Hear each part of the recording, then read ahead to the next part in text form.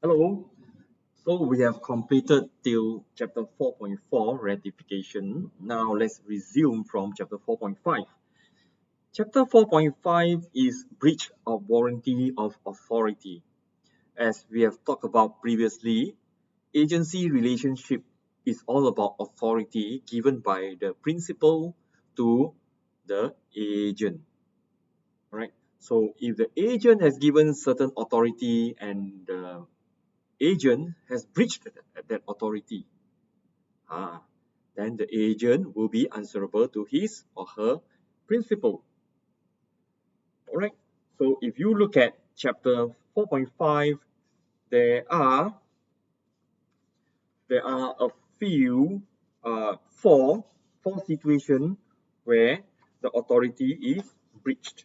The first one is follow instruction. As you know, when you give authority to the agent is supposed to follow the instruction of the authority that's given to him, right? For example, if you authorize the agent to sell the ship oil tanker for 20 million or not less than 20 million, he is supposed to follow your instruction to sell the ship for not less than 20 million.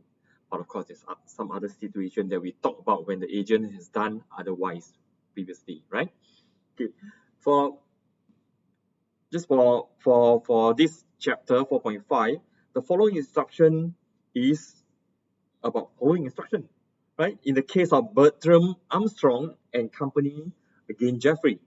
So in this case, a principal instructed his agent, a stockbroker, to sell some of his stock when the market price reached a specific level.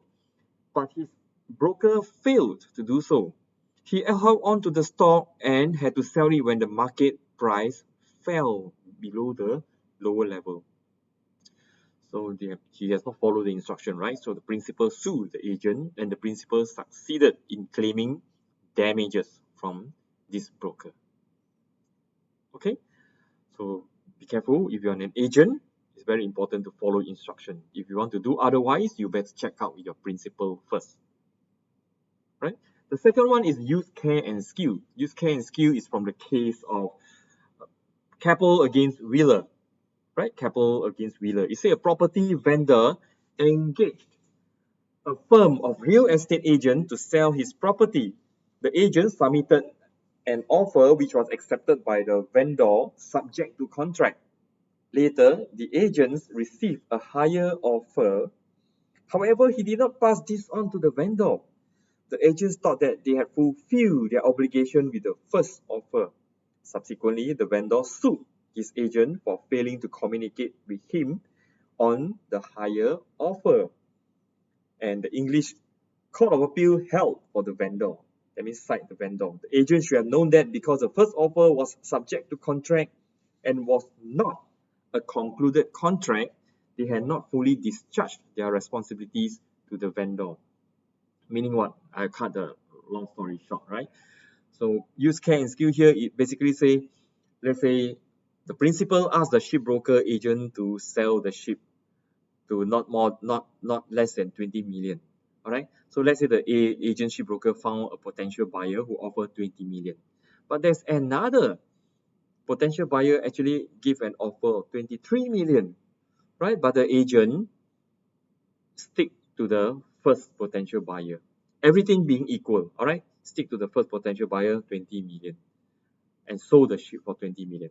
Later, when the principal know about that, the principal say, hey, how can?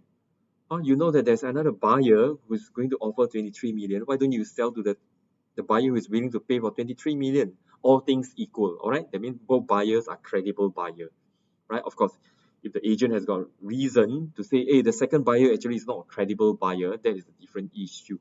But all things equal, the agent shall use care and skill when they deal on behalf of the principal. The third situation for breach of warranty is not to delegate. That means if you are the agent engaged by your principal, you shall not delegate your role to another agent. That means you sub the agent, right? So if you have sub the agent, That means you are no more servicing your principal, you know. The person who is servicing the principal is the sub-agent. As far as the sub-agent is concerned, you, the agent, is his principal, isn't it? So you are the one who's supposed to pay the sub-agent any commission owed to him. So in the case of John McCain and Company against Powell, it's about this situation. All right, the agent went to sub-agent the job to his sub-agent to carrying out his principal's job. So when the job is done, the principal said, "You're not the one doing the job for me, so I'm not going to pay you a single cent."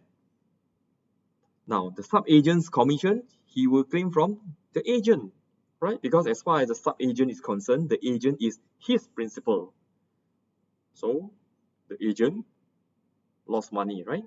Yes, he has to pay the sub-agent the commission that he has promised the sub-agent.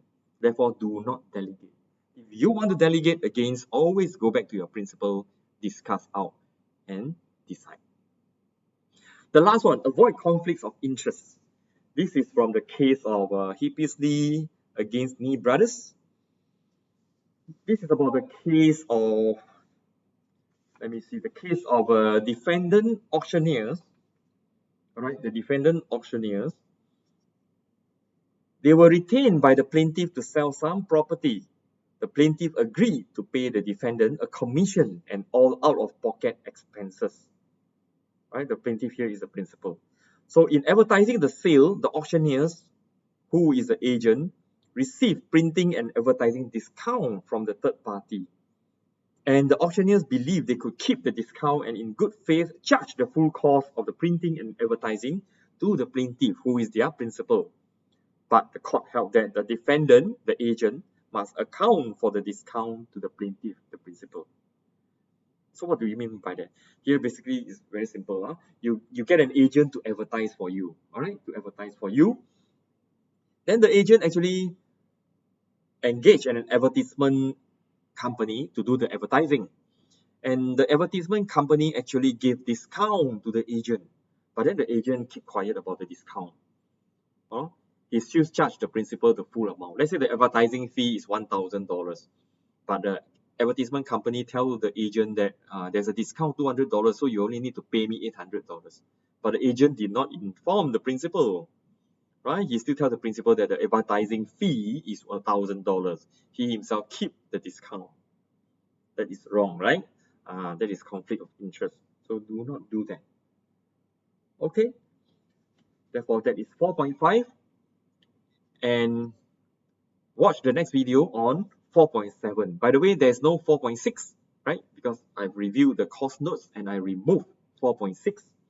And I still leave it blank in case in the future I need to put something inside. All right, so 4.6 has got no content. From 4.5, we go straight to 4.7. Watch the next video on 4.7, which is termination of agency.